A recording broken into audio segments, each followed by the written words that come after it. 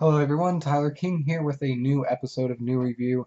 Today I'm going to be doing a review of the 1980 Adam and the Ants album, Kings of the Wild Frontier. Kings of the Wild Frontier is released on November 3rd, 1980, and it marks a complete stylistic departure from the band's debut album, Dirk Wears White Socks, which was much more of a monochromatic post-punk album. Kings of the Wild Frontier is a very hectic, upbeat, kaleidoscopic mirage of colors. Now, part of that change, actually most of that change, is due to the fact that following the release of Dirk Wears White Socks, Adam's entire backing band was kind of stolen by producer manager Malcolm McLaren, and the band ended up creating the band Bow Wow Wow.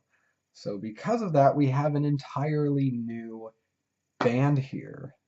The main new member is going to be guitarist Marco Perroni, who plays guitar and has written very much all of the songs here with Adam. The other members are going to be Kevin Mooney on bass, and Chris Hughes and Terry Lee Mile on drums. Chris Hughes actually produces this album as well. And this album kind of introduces the Burundi beat rhythm that, Adam has kind of taken from, African rhythms, and that it's presented with two drummers drumming at the same time, which is not something that was very common in popular music.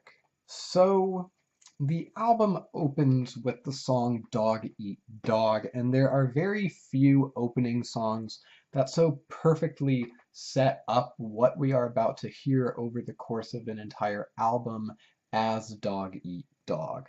Immediately we are treated to this very thumping beat, along with various whoops and hollers before Marco's guitar hook comes in, and we're treated to Adam's multi-tracked vocals. Lyrically, it opens up with a theme that is going to be prevalent throughout the album, which is that what Adam and company are doing is right, and if you don't agree, you're wrong, so get the fuck out of the way.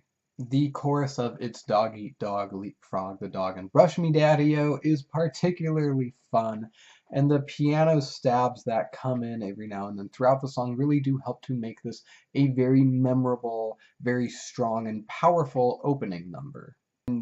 The hollers come back to see the song out, and I am 100% on board with this album. The second song is Ant Music, and it has this very percussive, heavy intro, which is helped due to the fact that there are two drummers here, before we get this very driving bass line and more filthy guitar.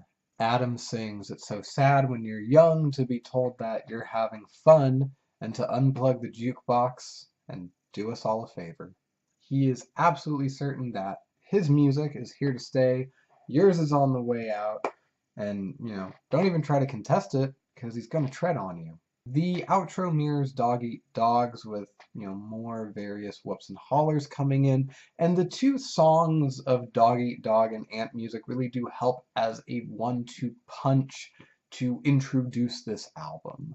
The third song is Feed Me to the Lions, and here we don't really get too much of a proper intro. We just kind of get the squalling guitar before the song actually kicks off, and Adam asks, "Too emotional, am I?" The song as a whole is more of a harder song than the previous two. Here we actually do get a nice guitar solo and bridge coming in about a minute and a half into the song. Now, I would say the song probably isn't as strong as the first two songs, at least on its own, but it's probably the most lean song that's going to be on here. When I say that, I mean there's not really a sense of multi-rhythm or jumbledness or whooping and hollering going on Feed Me to the Lions. The next song is Los Rancheros, and from the title you can tell here that the band is going for kind of a faux Hispanic vibe. There are lots of strummed acoustic guitars here, gun sound effects, and it all kind of comes off, at least lyrically, as an ode to Sergio Leone.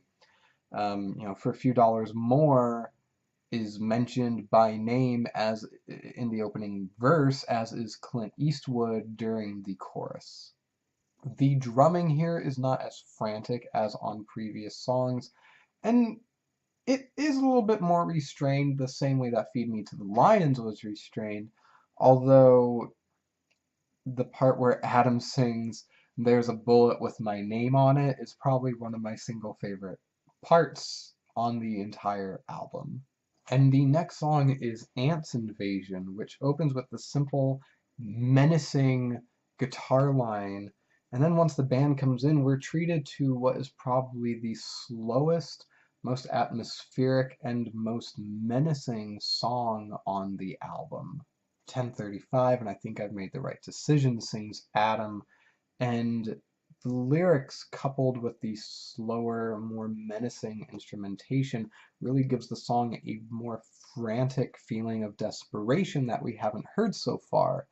And as far as the instrumentation on this song goes, I don't think it would have been out of place on the Dirk Wears White Socks album. It's definitely a lot more post-punk in feeling than anything else that we're going to hear. There is a moment of calm in the storm as everything kind of breaks away except for this very dreamy guitar line, and Adam sings, "If I had the courage, I would make my way home.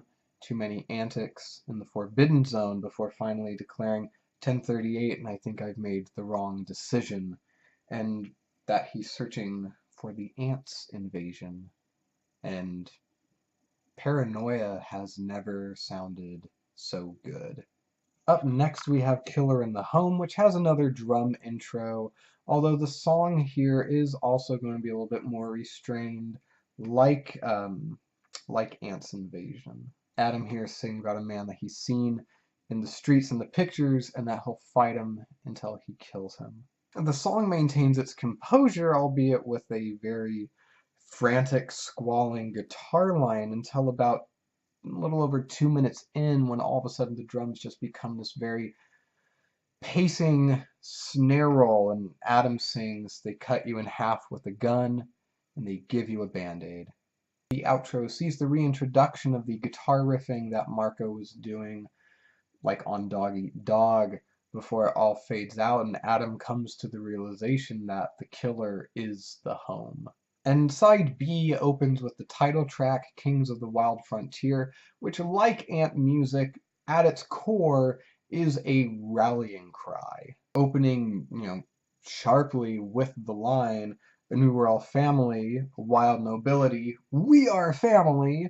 The song then comes in with this, this drum intro, like most of the songs on here, and they're very pounding, the guitars are crunchy, the bass line is thumping, and here we get the first mention of Adam comparing himself to a Native American when he sings, "I feel beneath the white, there's a redskin suffering from centuries of taming."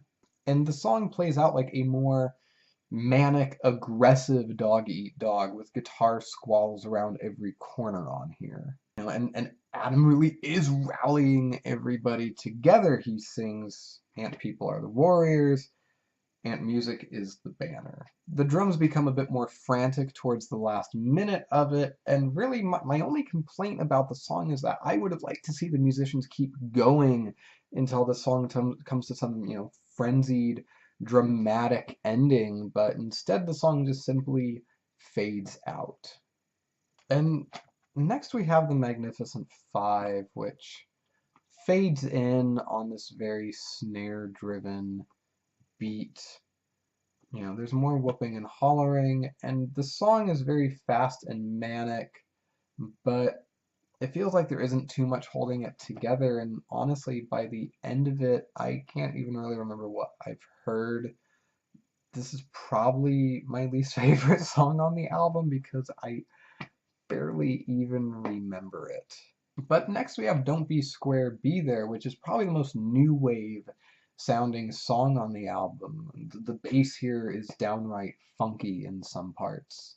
And the guitar here is particularly bright, especially on lines like ant music for sex people, sex music for ant people, get off your knees and hear the insect prayer. And the song finally all comes to a head with the declaration, Dirk wears white socks. Now, the instrumentation here is more loose and frantic like on the previous song, The Magnificent Five, but here there is a lot more going on to hold my attention, namely the very floor tom heavy percussion that is going throughout the entire song. Now, next is Jolly Roger, which is the one nautical themed song on the album, and here the instrumentation and the music really does mirror the lyrics. There's a constant tambourine being banged, as well as floor tom flourishes throughout the song. We do get the sound effects like in Los Rancheros. Here we get like the sound of clanging coins after the line, "It's your money that we want and your money we will have," or like the sound of a snarling pirate after Adam mentions Blackbeard by name. And there's this whistling part during the bridge, which adds to the playfulness of the song, despite the lyrics being about people hanging from the gallows. Unfortunately, though, the song just kind of does flounder away after the second chorus. I wish that there was a little bit more to it, because it's a very short and fun song, and I just wish there was more of it. Next, we have Making History, which opens with a squalling guitar. The song is kind of Adam's history lesson, about how history is made, which really comes down to one thing, and that's the bad guys hate the good guys, and the good guys hate the bad guys.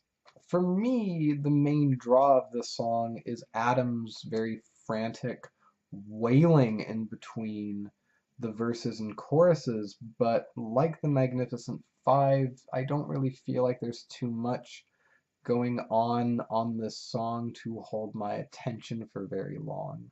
And the album closes with The Human Beings, which opens innocently enough with a very sparse hi-hat rhythm being played before evolving into yet another kind of bombastic drum intro. Then the guitar and bass comes in. The bass in particular on here is incredibly strong. Lyrically, there isn't too much going on. The verses literally are just Adam mentioning different Native American tribes, which are Blackfoot, Pawnee, Cheyenne, Crow, Apache, Arapaho. And he also mentions, I'm probably going to mispronounce it, Goklier, which is the Americanized version of the name Geronimo, who was a Native American leader who's actually mentioned by name in Killer in the Home. It's probably the most fun song on the album. I do feel like despite the simplicity of the lyrics, Adam is trying to hint at something deeper about Native Americans, although I can't say for certain. And the song calms down at the end and ends just as it opened up with a very simple hi-hat rhythm to see us out.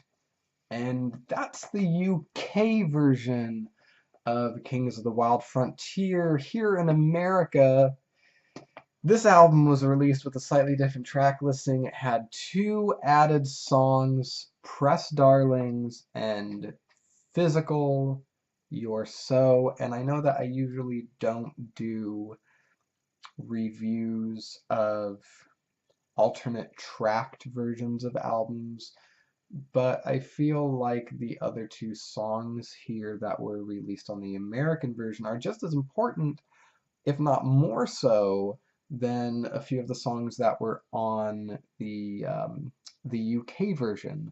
So bear with me, I'm going to just review these next 2 songs, which are Press Darlings and You're So Physical. Now Press Darlings is really one of the most frantic, driving songs from these sessions. And as you can tell from the title, the lyrics are a bit vindictive. Adam is saying we're a terminal case in that we depress the press darlings. And, you know, again, it comes down to that Adam and his band are going to make the music that they want to make, and it doesn't matter if you like it or not because they're going to do it. And finally, You're So Physical, which is the dirtiest song on the entire album. And it's really a shame that it was limited to the US version. You can see it right there.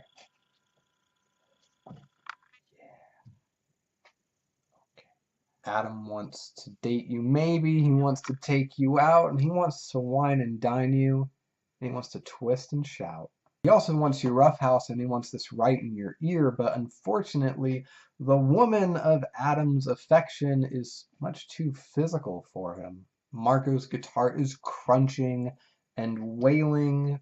Kevin's bass is driving throughout the entire song, and Chris and Terry's drumming, it's simple and sublime. It's not as hectic and frantic as something like Dog Eat Dog or the title track. And Adam's cries of "You're too physical," ooh, ooh, are the things that dreams are made of, and I really don't know why this song was not included on the UK version of the album. And you know what?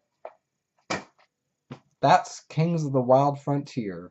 So, Kings of the Wild Frontier is definitely my favorite album by Adam and the Ants, and it's probably my favorite album that Adam Ant has ever really been associated with. It's one that I definitely go back to a lot. Doing my review for this album, writing it out, I realized I like this album a lot more than I remembered liking it, and it's funny that I did this review because I'd actually written this out about a month or so ago, right before my wife and I saw Adam Ant at the Fillmore in San Francisco, actually doing this album from front to back. He then also did about 15 or 16 other songs from throughout his career. Songs like Never Trust a Man with Egg on His Face, Prince Charming, Goody Two Shoes. He did a cover of Get It On by T-Rex. It was just an amazing show-stopping show. And also seeing these songs performed live, it really helped to contextualize the album. And it's kind of a product of its time in that there's this kind of duality on the album with songs like Los Rancheros and Jolly Roger and the Magnificent Five, which give you this air of, almost like naive simplicity. But then songs like Killer in the Home and Feed Me to the Lions are a little bit more mature. They're not as innocent as you might think they are. And I mean, Adam's voice is amazing. I think that he's one of the best singers, I would say, of all time. Here he uses a multitude of vocal techniques. Whooping and hollering, he does a very low register on Los Rancheros, almost like he's talking.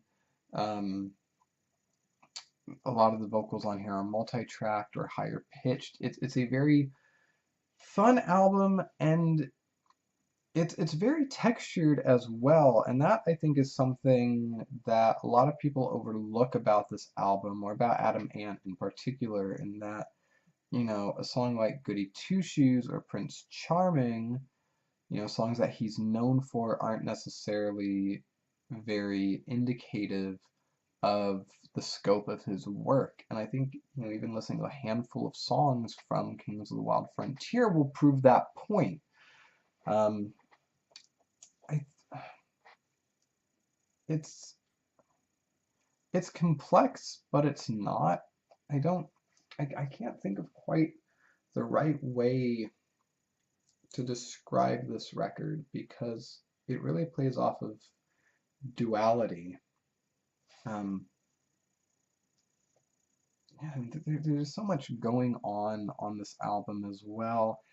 I mean, on Dog Eat Dog, you have these piano parts, you have that multi-rhythmic percussion going on, you have Ant's vocals, you have Marco's guitar, you've got the driving bass. I mean, it's just so overwhelming in some points, and then on a song like Killer in the Home or Ant's Invasion, it can also be an incredibly stripped down band.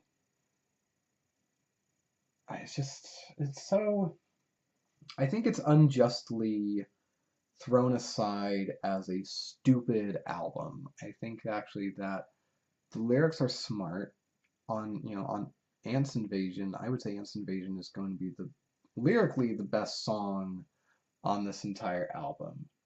There are a couple on here, of course, that you could see as being a stupid song. The aforementioned Los Rancheros, Jolly Roger, and the Human Beings, making history for sure. But I don't know. I view it as a very smart album. I think it's a very well produced album. I think that all of the instruments hold their own, both in terms of how they're played as well as, sonically where they're placed in the mix. Yeah. I don't know. It's a really good album, and it's one I realized very recently that I enjoyed a lot more than I thought I did. And as for least favorite songs, it's going to be The Magnificent Five, The Human Beings, and, maybe, gosh, I don't know. Don't Be Square, Be There would probably be my three least favorites. Favorites on the album though, there's a lot on here. Definitely the opening song, Dog Eat Dog. I love that song.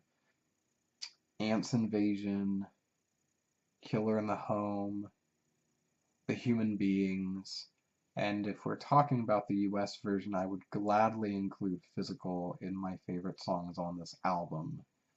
So, I wish I had more to say about this album. I really do, but I think it's a very fun album.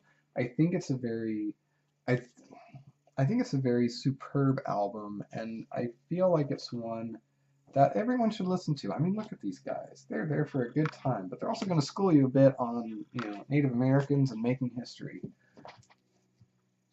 When I'd initially written out this review, I had given the album an 8 out of 10, which at the time I thought was fair, and then due in part to seeing the songs performed live, due in part again to actually re-listening to the album since, I would go so far as to give this album a very solid 9 out of 10. It's a masterpiece of the new wave genre, and it's an album I go back to incredibly often, and I will repeat myself. I think everyone should hear this album at least once. It will bring a lot of good and joy into your life if you do. Just gotta let Adam Ant into your world. And so that's my review of Kings of the Wild Frontier. So what'd you think? Did you love it? Did you hate it? Do you agree with me? Do you disagree with me? Is this your favorite Adam Ant or Adam and the Ants album? Is this your least favorite one? Please leave any and all criticisms and comments in the comment box below. I will get back to you. I probably will. I'm good at replying to comments on here. And I will get another review up as soon as I can. In the meantime, this is Tyler King with NuReview, Adam Ant, Kings of the Wild Frontier, 9 out of 10. Thank you for watching. I'll see you all next time.